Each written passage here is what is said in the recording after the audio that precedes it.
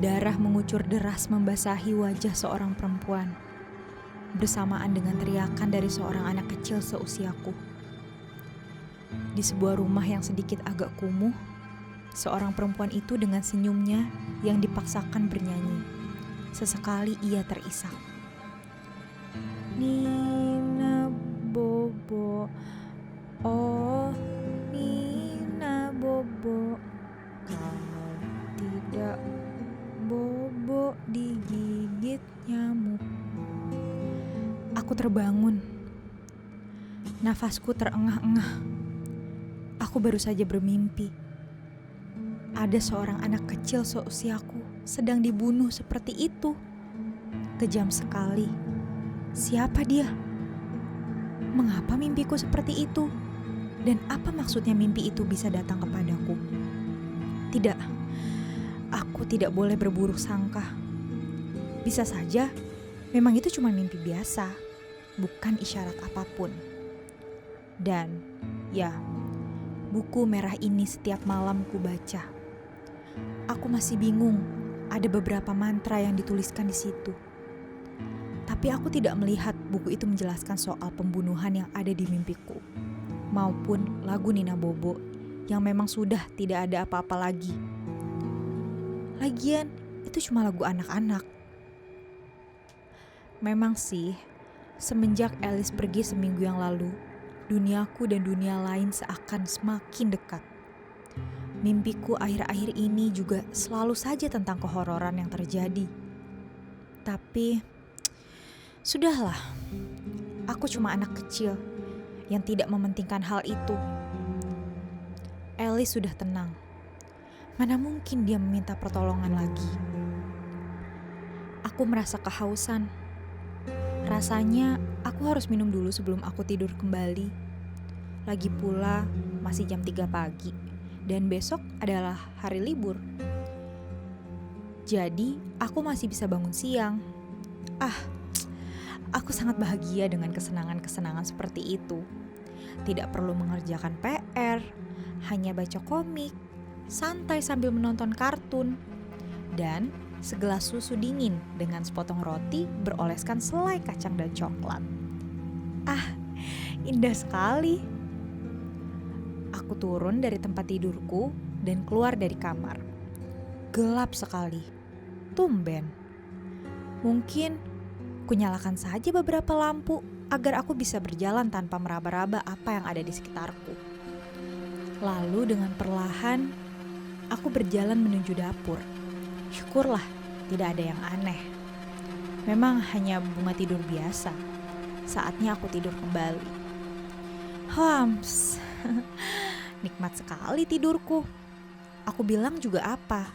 Mimpiku semalam bukan sebuah pertanda kok. Sudah aku tidak mau mengingatnya lagi. Yang harus aku ingat, hari ini seharusnya pergi. Nanti sore bersama papa ke toko buku.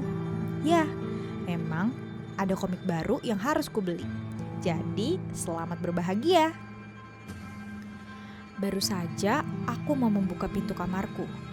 Tiba-tiba, serak. Ada secarik kertas di bawah pintu. Aku bertanya apa itu? Ku ambil kertas itu lalu ku baca.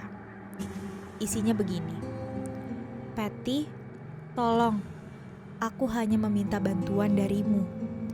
Aku tahu ini tidak mudah. Tapi jika terjebak di sini terus, aku tidak akan tenang. Helenina Mustika van Rojnik. Hah? Apa maksudnya? Siapa?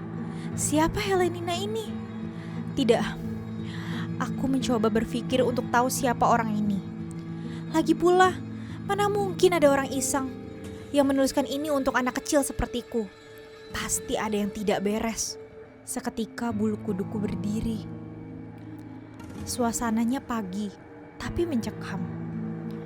Mungkin karena memang ruangan ini tidak begitu banyak dihinggapi cahaya. Atau memang aku masih terbayang oleh surat ini. Ya, surat ini aku pegang. Kalau kalian tahu, kertasnya sangatlah usang. Dan menulisnya, aku rasa tidak memakai bolpen. seperti memakai tinta mirip dengan film-film kerajaan Romawi yang pernah aku curi tonton dari mama dan papaku. Tiba-tiba aku mendengar suara, "Patty." Jelek. Suara apa itu? Aku menoleh ke sumber suara itu dengan perlahan. Sesosok perempuan dewasa berjalan ke arahku dari lorong rumahku yang gelap. Aku yang melihat itu menarik nafasku panjang-panjang. Tapi tiba-tiba, "Patty, kamu udah bangun sayang?" Aku menoleh. Ada mama.